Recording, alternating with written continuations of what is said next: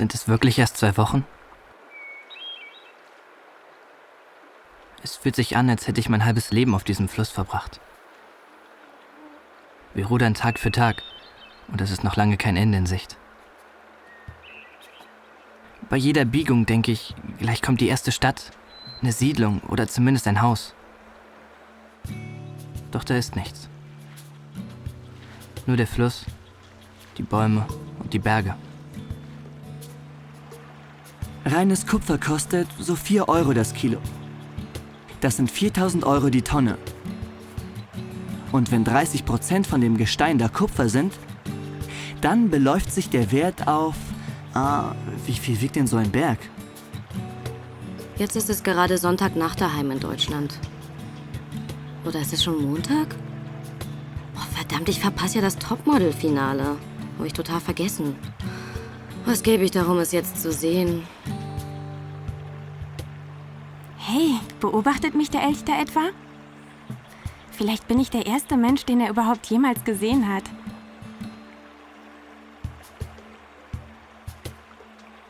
Er scheint keine Angst zu haben, obwohl wir mit den Gwitchen zusammen eine ziemlich große Gruppe sind. Mal sehen, ob ich noch alle zusammenkriege. Das war Ashton, das Gladys, Jeffrey, Merle, das Daniel und sie... ihren Namen habe ich vergessen. Eigentlich sollte ich sie alle langsam kennen. Schließlich sind sie die einzigen Menschen in einem Umkreis von 200 Kilometern. Und dann sind da noch die Minenleute, aber von ihnen gibt es hier noch nicht viele. Viele sind es nicht, aber ihre Pläne werden gewaltige Auswirkungen auf die Unberührtheit dieser Region haben. Das ist der Grund, warum wir hier sind. Wir tun, was wir können und weichen nicht von der Stelle. Mann, dieses schwachsinnige Herumgezappel wird auch nichts ändern. Ich bin nur froh, dass uns hier niemand sieht. So ein Scheißtrip.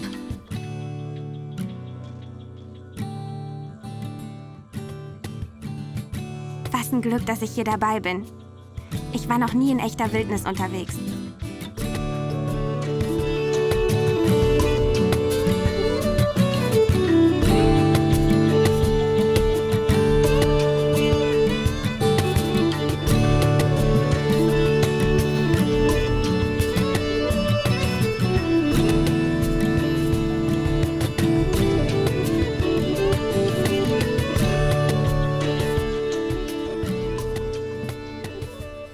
Wir paddeln den Snake River im Yukon-Territorium hinab. Das ist einer der Nebenarme des Peel River.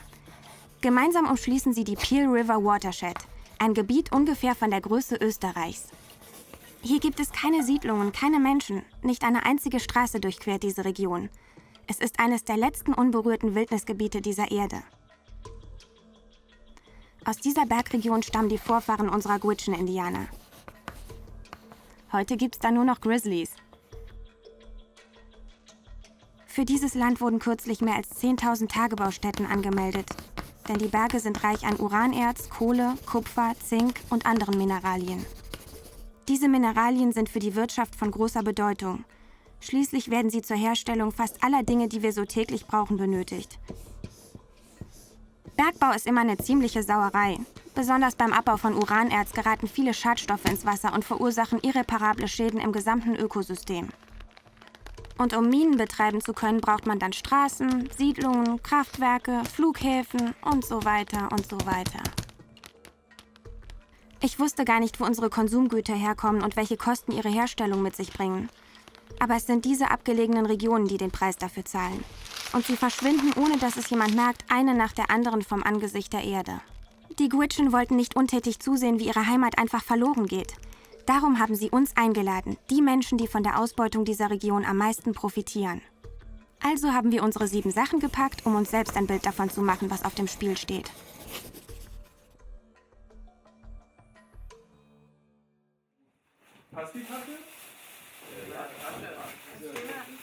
Wir haben keine Ahnung, was uns genau erwartet.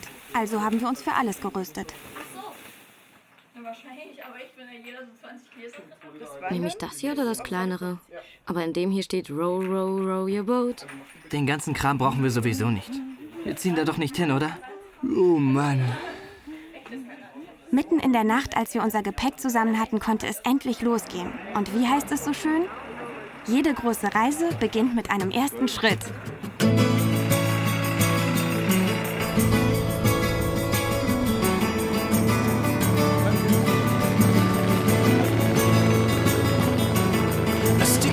summer's day in Shepherdstown. An eagle in a thermal is a circling around like a tire on a bike rolling down Columbus Street.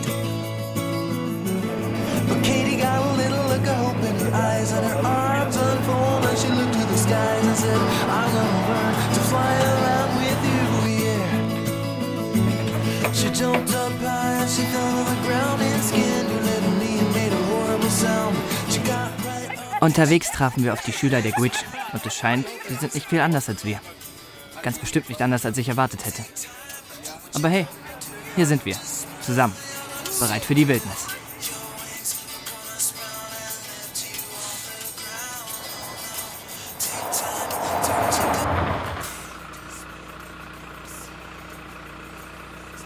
Aber eine echte Wildnis ist schwer zu finden. Es gibt kein Schild, auf dem steht unberührte Natur, weiter vorn rechts abbiegen.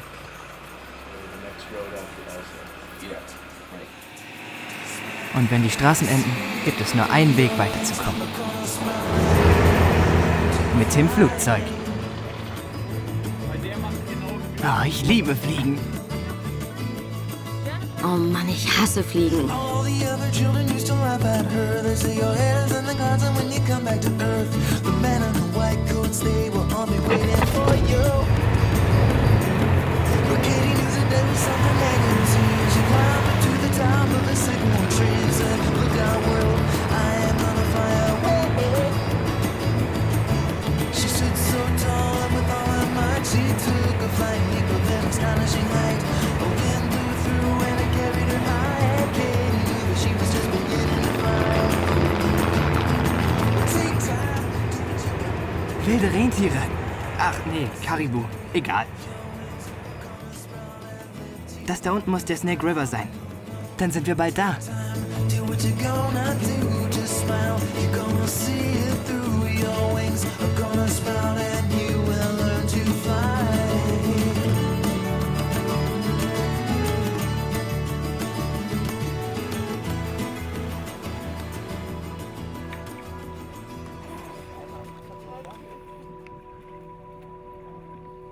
Ich kann nicht glauben, dass wir endlich hier sind.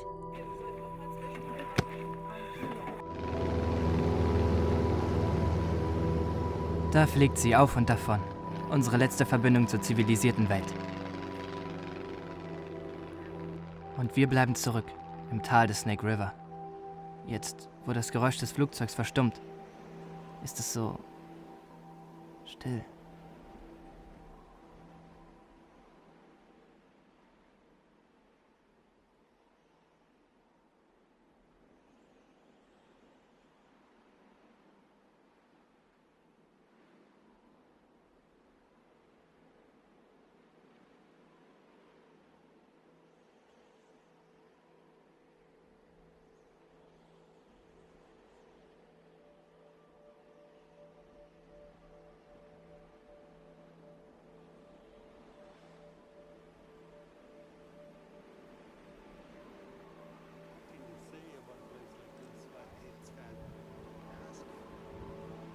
Es wird bald dunkel. Wir sollten schnell einen Platz für unsere Zelte finden.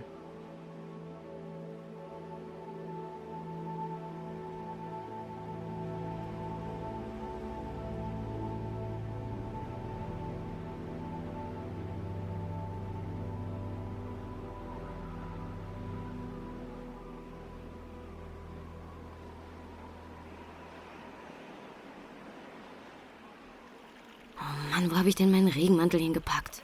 Ach, das ist ein Zelt.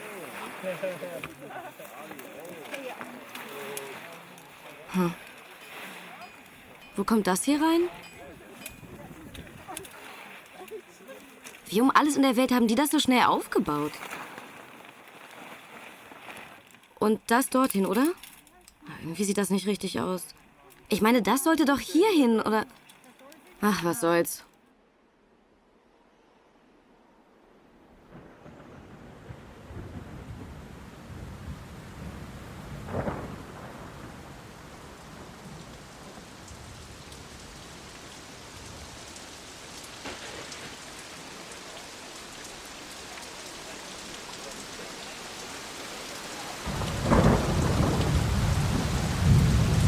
Toll. Also wegen sowas sind wir jetzt hier, ja? Es regnet seit Stunden in Strömen. Ich bin immer noch Jetlag. Mir ist kalt, mein Zelt hat ein Loch. Und der Typ da trinkt den letzten heißen Kaffee. Also schlimmer kann es nicht mehr werden.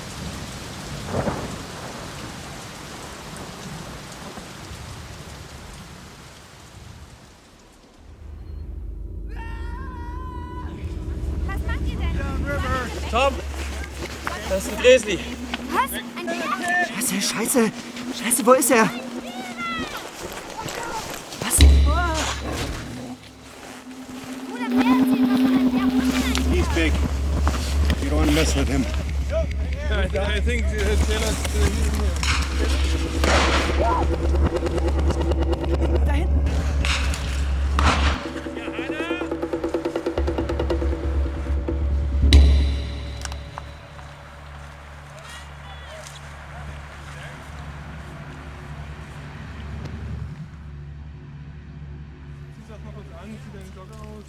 Jetzt habe ich auch noch meinen Schuh verloren.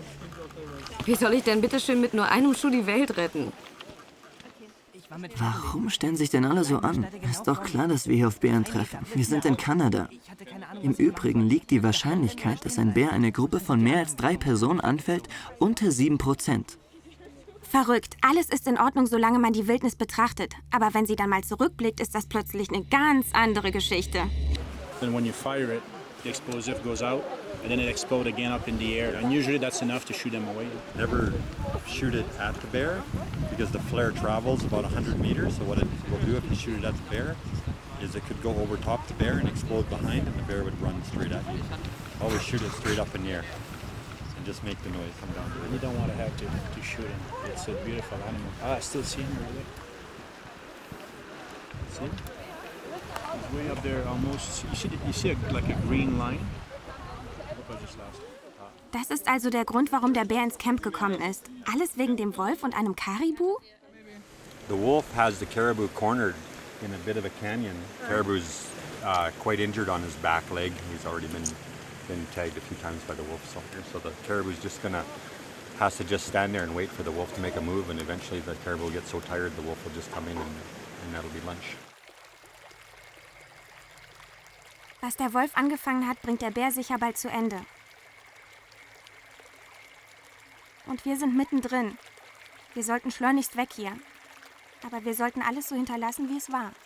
Hat irgendwer meinen Schuh gesehen?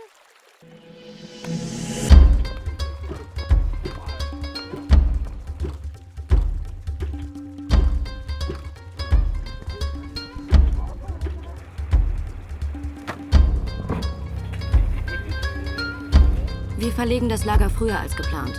Also müssen wir jetzt lernen zu paddeln. Und zwar schnell.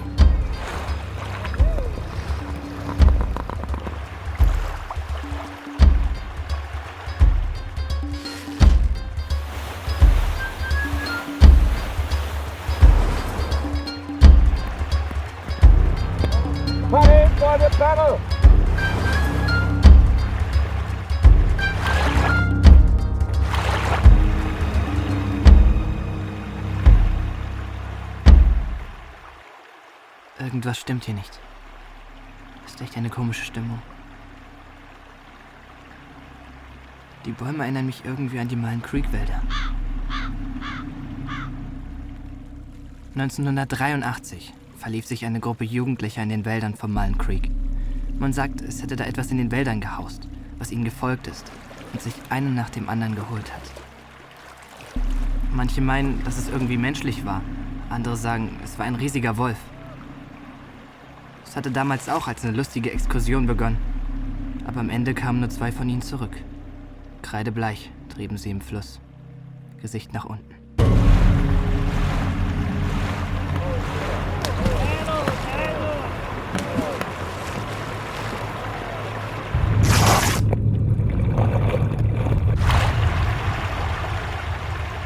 Oh nein, es fängt an. Okay, you go and show him behind the rock.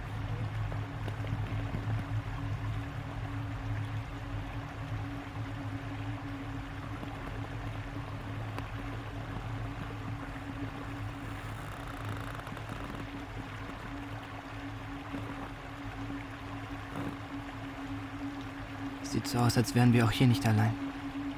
Und doch müssen wir hier die Nacht verbringen.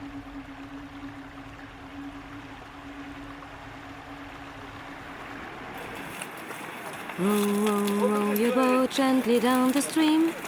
Oh, verdammt, jetzt habe ich einen Ohrwurm von dem blöden Lied.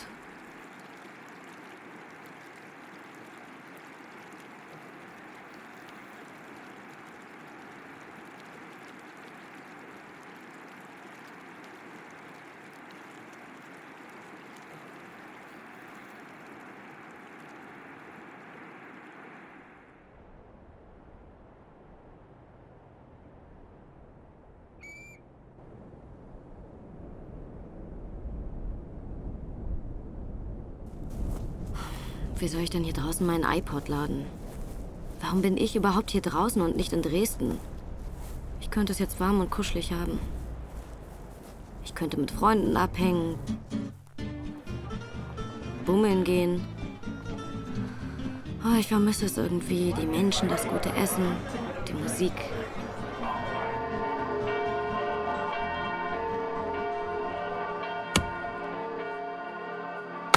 Vermisse nur ich die Stadt so sehr?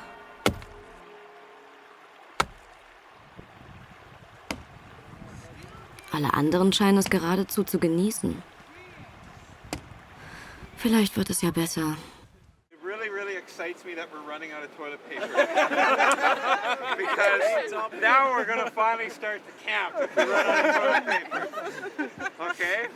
Now let's talk about how we do this, okay? We have a little bit of moss. Also, what's missing right now is grass. And I love grass. If you take the grass and you want long stuff and you fold it over, okay? It will make a nice little kind of pad, and then you just wipe away and you throw it in the hole, okay?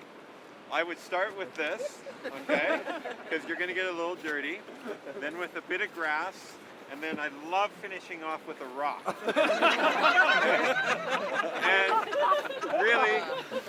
And really, in some cases, size really does matter.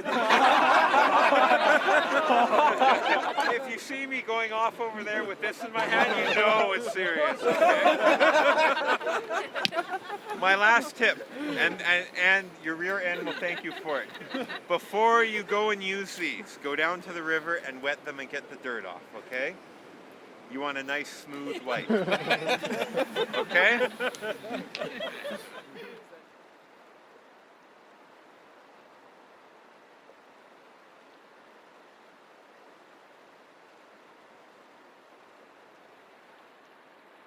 Ich glaube, Gladys weiß was Besseres mit den Steinen anzufangen.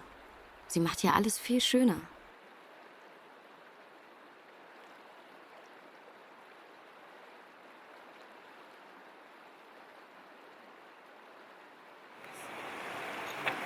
Endlich geht die Expedition los.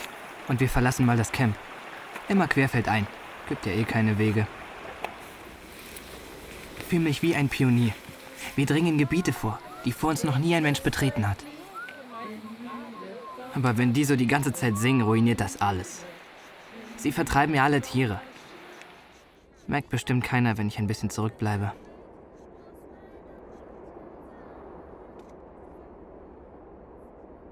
Ha, da war eine Bewegung. Also gibt's doch Tiere hier.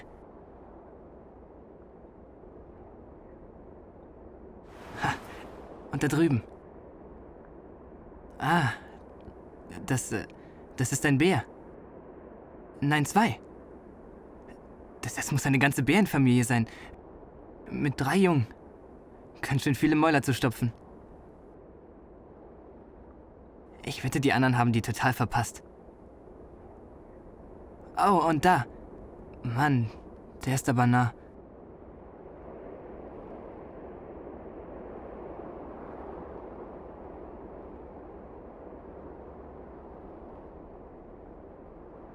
Und Karibus.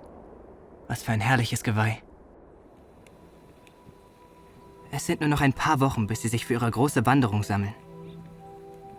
Ich würde gerne ihren Spuren folgen. Wandern, wenn sie wandern. Schlafen, wenn sie schlafen. Irgendwann werden sie mich akzeptieren. Und die Leute werden mich Jago nennen, der mit den Karibu tanzt.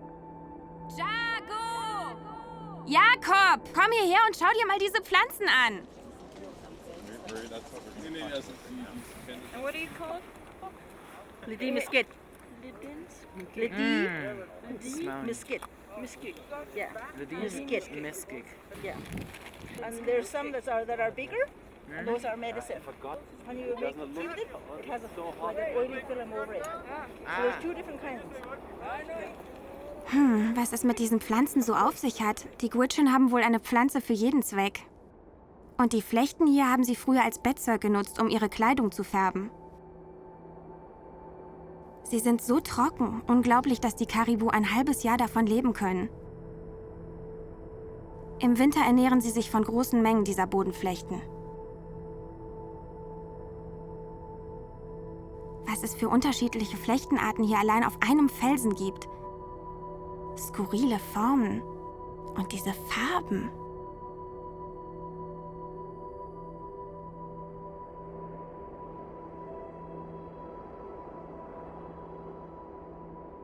Sie wachsen so langsam und sind so zerbrechlich, dass, wenn man über sie läuft, die Fußspuren für mehrere Jahre sichtbar bleiben. Weil es hier so kalt ist, wachsen alle Pflanzen extrem langsam. Wir sollten nicht so viele pflücken. Die Gwich'in nahmen immer nur so viele, wie sie brauchten, sodass sie im Gleichgewicht mit der Natur leben konnten.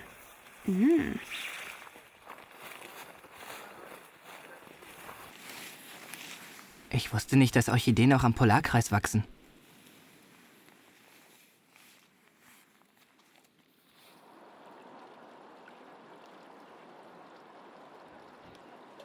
Wann immer wir was pflücken, geben wir der Erde etwas zurück. Das ist hier Brauch. Naja, also in diesem Fall ist es nur ein klein bisschen Tabak, aber es ist der Gedanke, der zählt. Zusammen mit den Gwich'in wollen wir was über die medizinische Qualität der arktischen Flora herausfinden. Dazu machen wir ein Konzentrat von jeder Pflanze, die wir finden. Diese Proben gehen dann an ein Labor, wo sie von Chemikern auf ihre medizinische Verwendbarkeit geprüft werden. 4, 3, 2, 1.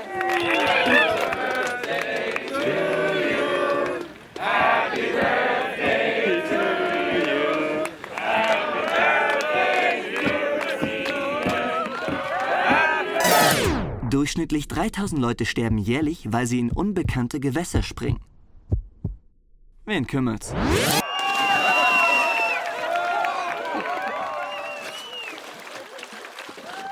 Heute ist mein 18. Geburtstag.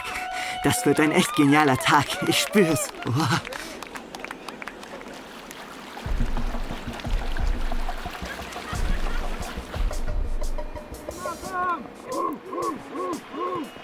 Jetzt, da die Sonne zum ersten Mal scheint, drehen wir wohl alle ein bisschen durch.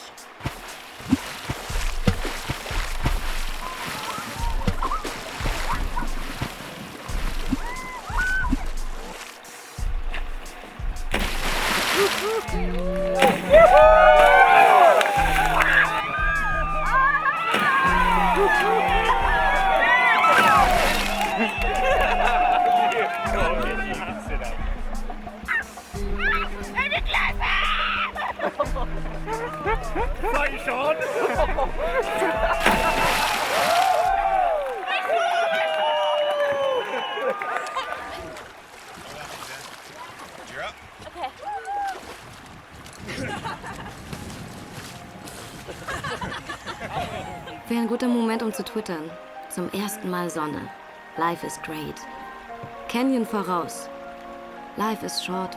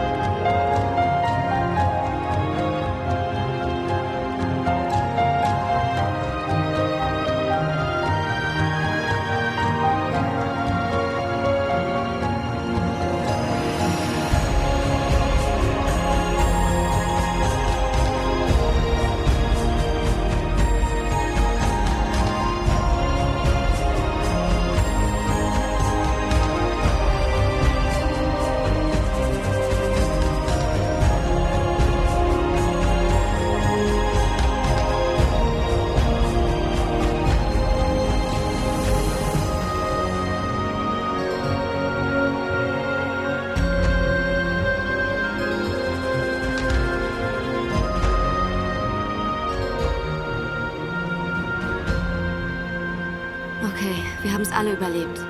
Nein, 2 fehlen noch.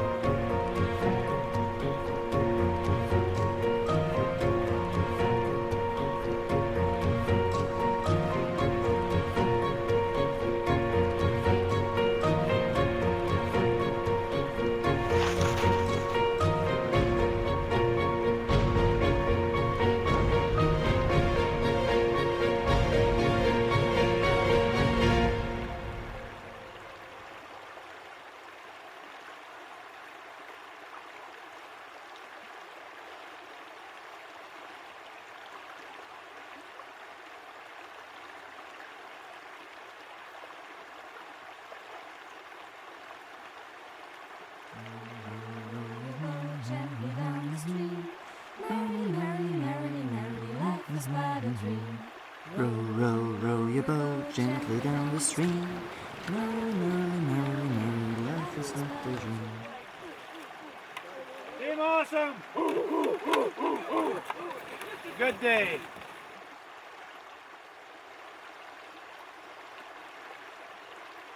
Jeden Abend, wenn wir die Boote an Land ziehen und uns dann am Feuer versammeln.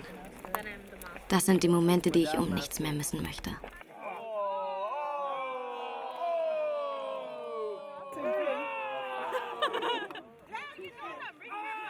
Ich kenne all diese Leute erst seit einer Woche, aber es fühlt sich an, als wären wir eine große Familie. Es ist gut, diese Reise mit neuen Freunden zu machen. Unglaublich, wie wichtig solche kleinen Dinge plötzlich sein können. Der Geschmack der heißen Schokolade nach so einem langen Tag auf dem Fluss. Dann der Schlaf auf dieser Matratze aus silbernen Blumen. Die Freiheit, durch dieses Land zu schlendern, ohne jegliches Zeitgefühl.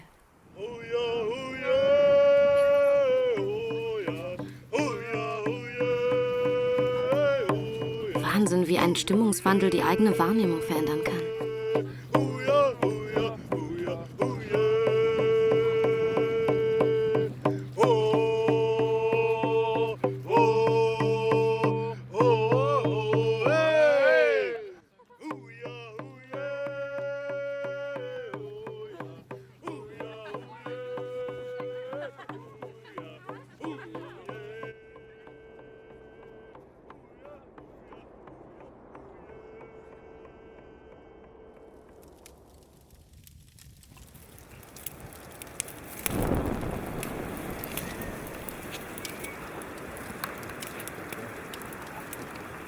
Got here, our clothes was pretty wet, so I thought of a little idea to make this. This is my creation. This was made from 2 good chins from 41st NWT. Alles, was die können, kann ich schon lange. Naja, es könnte vielleicht ein bisschen länger dauern. Und ich müsste eigentlich wirklich ins Bett. Aber die Nächte hier sind die einzige Zeit, in der ich mal klare Gedanken fassen kann.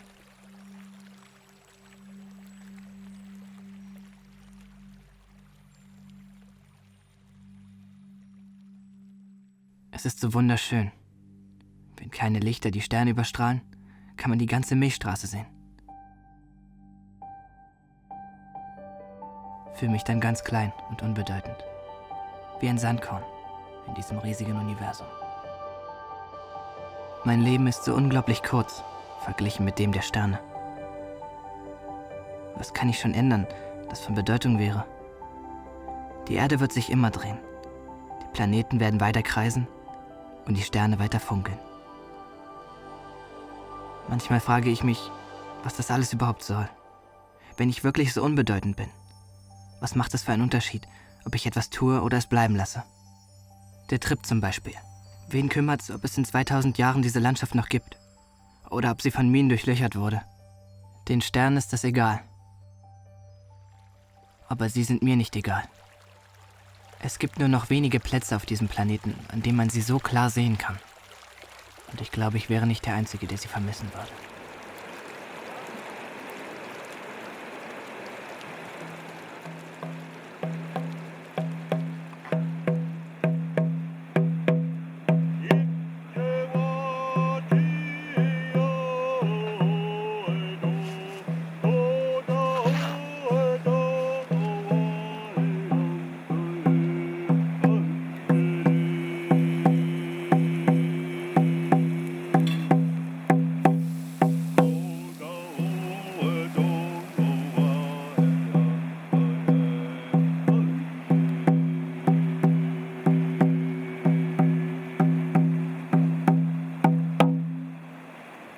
Morning, wake up and can see more sunshine. Come and get breakfast.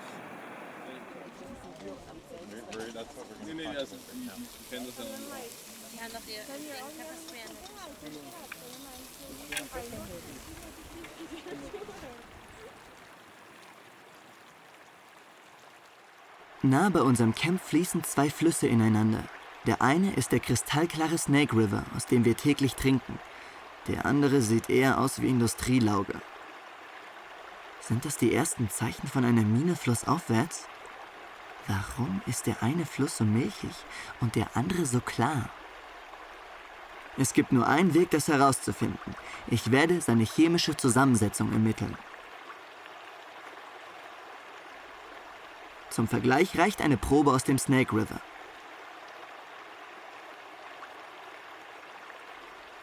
Leider kann ich hier draußen nur einige grundlegende Tests anstellen. Aber... Oh, scheint so, als wäre der milchige Fluss weitaus basischer als der Snake.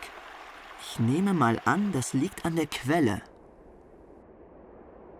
Über einen langen Zeitraum lagerte der Wind Mineralstaub auf den schneebedeckten Bergen ab. Aufgrund des Regens der letzten Wochen hat das Eis begonnen zu schmelzen. Also ist das Wasser, das nun bergab schießt, sehr reich an Mineralien, vor allem Calcium. Daher vielleicht die Färbung. Der Fluss hat eine hohe Fließgeschwindigkeit, also bleiben viele Mineralien im Wasser. Der Snake dagegen legt einen langen Weg durch das Tal zurück. Also sinken die meisten Mineralien auf den Grund. Die restlichen werden durch die Steine ausgefiltert. Nach einiger Zeit ist das Wasser so klar, dass nichts weiter drin bleibt. Naja, außer den hübschen Elementen. Ein weiterer Beweis, dass das Wasser absolut klar ist. Die Mädels würden sowas zu Hause niemals machen. Vielleicht nicht die wissenschaftlichste Methode, aber mir gefällt sie.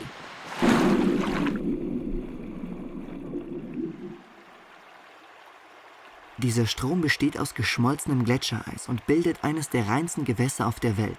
Man könnte den Snake River als das Herz des lokalen Ökosystems bezeichnen. Eigentlich mag ich solche romantischen Phrasen nicht, aber mir fällt gerade kein besserer Vergleich dazu ein. Schließlich versorgt er die Tiere, Pflanzen und auch die Gwich'in seit Generationen mit lebensnotwendigem Wasser.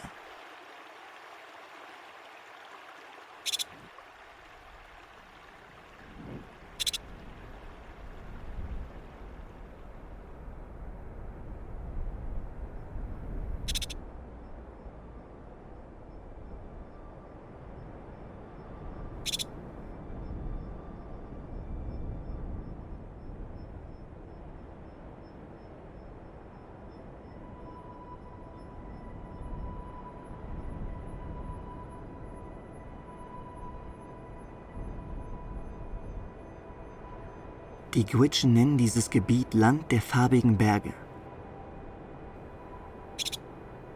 Jetzt, wo wir hier sind, wird mir klar, warum es diesen Namen trägt.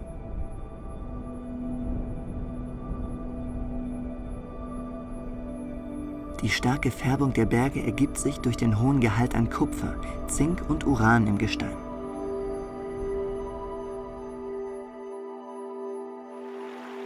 Es ist offensichtlich, warum diese Region so attraktiv für Bergbauunternehmen ist. Fast alle Mineralien liegen hier an der Oberfläche und glitzern in der Sonne. Man könnte einfach zugreifen und eine Handvoll Kohle oder Eisensteine aufsammeln. Dennoch, mir scheint, dass der wahre Wert dieser Landschaft nicht in ihren Erzvorkommen liegt.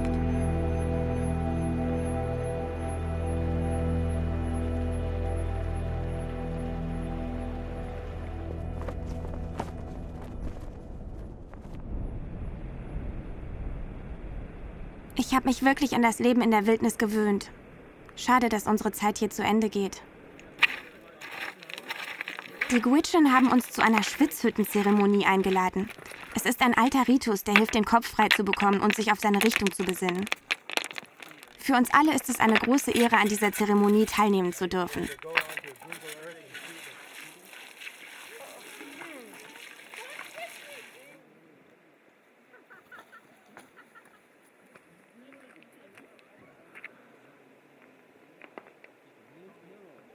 28 Steine werden am Eingang des Zeltes im Altarfeuer erhitzt.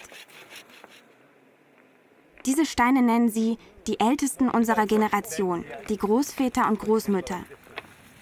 Denn wenn auch der Fluss und die Landschaft sich ständig ändern, Bäume wachsen und sterben, überdauern die Steine doch alle Zeiten.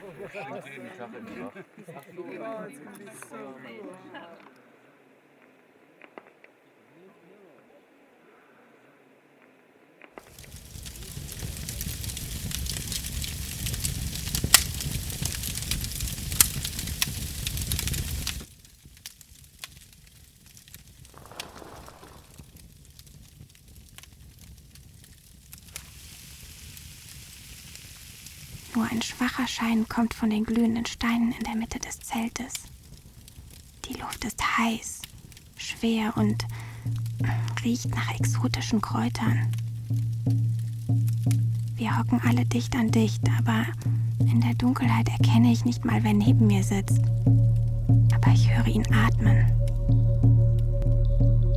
Und ganz in der Nähe plätschert der Fluss glucksend über die Steine. Ich kann den Wind über uns hören, wie er die Wolken jagt.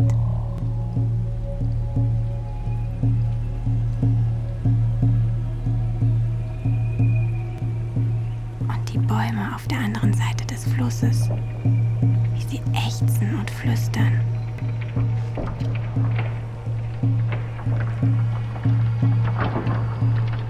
Das Land hat seinen ganz eigenen Rhythmus. Und zum ersten Mal kann ich ihn wirklich hören.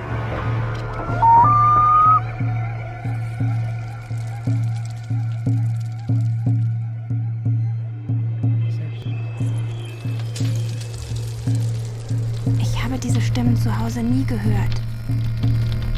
Laute Geräusche bestimmen dort alles und haben den Singsang übertönt.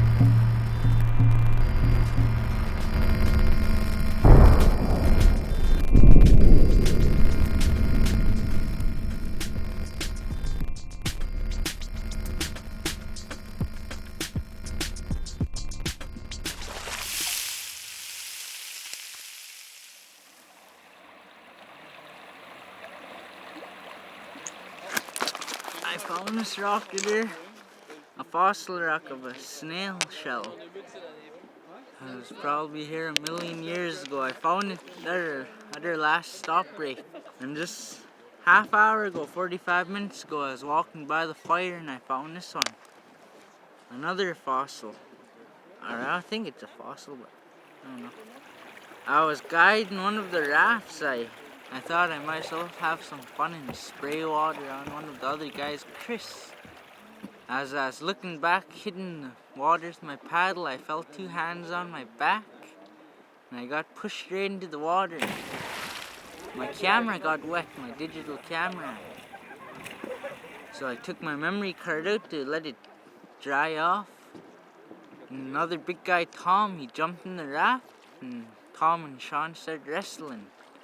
And I guess my memory card of 400 pictures was lost. My camera was broken. I figure since that happened, in return I got these rocks. This one for my digital camera and this one for my memory card. And hopefully I find one for my watch. Es ist Zeit, die Zelte abzubrechen. Die Motorboote sind gekommen und werden uns zurück in die Zivilisation bringen. Wir haben ein gutes Stück geschafft. Aber hier, wenn der Fluss breiter wird und der Wind stärker, können wir nicht mehr paddeln. Auf geht's nach Fort McPherson.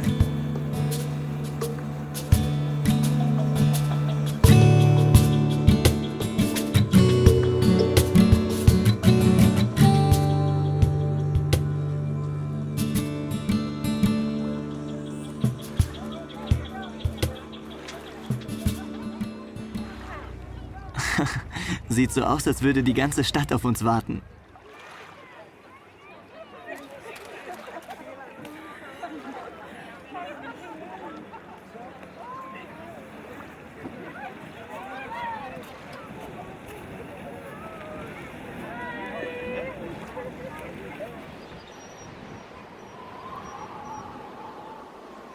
Merle will mir die Stadt zeigen. Für ihn ist es nur die Rückkehr nach Hause. Aber für mich war das Ganze eine Zeitreise.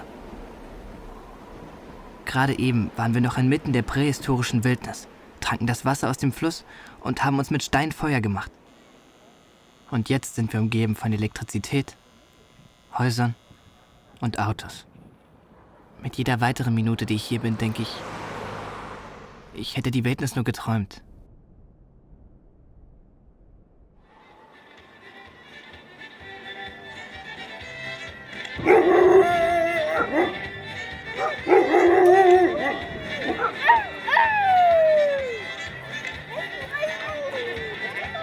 Um ehrlich zu sein, die Realität hat mich schon ein bisschen geschockt. Ich hatte ein sehr klischeehaftes Bild von den Gebräuchen und Gewohnheiten der Indianer. Aber sie handeln wie wir. Mir scheint, hier achtet keiner recht auf eine Balance mit der Umwelt. Sicher, ihre Kultur wurde lange Jahre unterdrückt, ihr Wertsystem ausgetauscht. Trotzdem erinnern sich einige ihrer traditionellen Wurzeln. Hoffentlich können sie ihr Wissen weitergeben. Ich hätte nie gedacht, dass mir dieser Trip so nahe geht. Und ich denke, wir alle haben etwas Wichtiges gelernt. Naja, vielleicht nicht alle. Ich hab's. Ich kann's jetzt. Mach das mal nach. Jigging Jacob.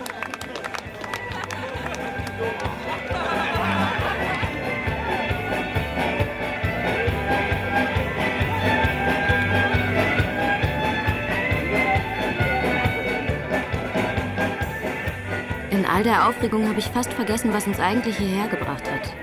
Man vergisst so leicht, dass diese Umgebung bedroht ist, weil die Anzeichen ihrer Zerstörung und Verschmutzung so weit wegschauen. Ich weiß nicht, was die Zukunft bringen wird, aber ich bin froh, dass ich diese Landschaft in diesem Licht gesehen habe. Es ist gut zu wissen, dass es auf dieser Welt noch Orte gibt, an denen die Natur so ist, wie sie immer war. Und ich hoffe, dass sie es noch lange bleiben wird.